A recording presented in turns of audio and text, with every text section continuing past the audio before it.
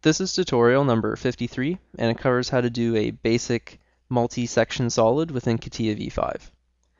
To start off, open up a new CATIA v5 part file, and once you've done that, the multi-section solid tool is right here.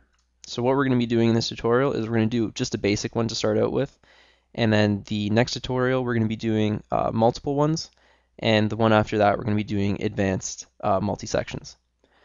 So what we're going to do is we're going to take a plane, create an offset plane from it, so we have two planes, create two sketches, and then use this tool to bring them together.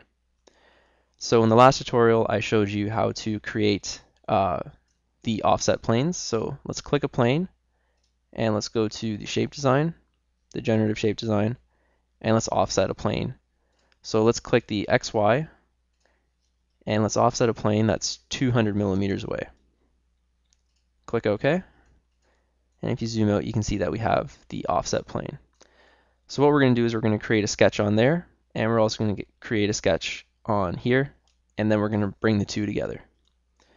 So let's go back to the mechanical design, go to the part design,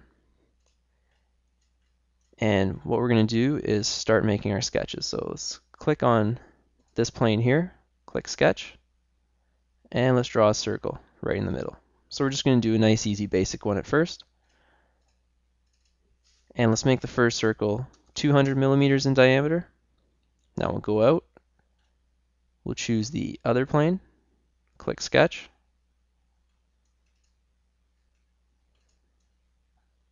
and we'll make this circle in the center again, but this time we'll only make it 20 millimeters in diameter. And we'll go back. So now we have our two sketches that are offset from one another, so we're going to bring them together to make a solid. So let's click the multi-section solid. We'll click one sketch, and then we'll click the other sketch. Click the preview to see if it works, and you can see the preview works. Now when you're doing this, sometimes you're going to have to flip these arrows to get a good result. Now I just flipped one, I'm going to click preview, and there's a problem. And it's going to show you that everything kind of collapses on itself. So you're going to have to flip the arrow. You're going to have to flip the arrow on one of them if you can find it. I think I've lost my arrow. No, there it is. So I'm going to click on that arrow to flip it, click preview, and now it's going to work. So if you ever run into problems with it, you're going to have to play around, toggle with the arrows until everything goes the right way. Now let's click OK, and we've got our part. Now let's play around with some of these sketches. So let's open up the multi section there, and let's click sketch 2, and let's delete the sketch here, and let's move it around a little bit. So let's draw the circle up here and just drag it down a little bit and make it 20 millimeters again. So make it 10 radius, 20 mil in diameter. Go back out, and now you can see that it's kind of offset to the side there.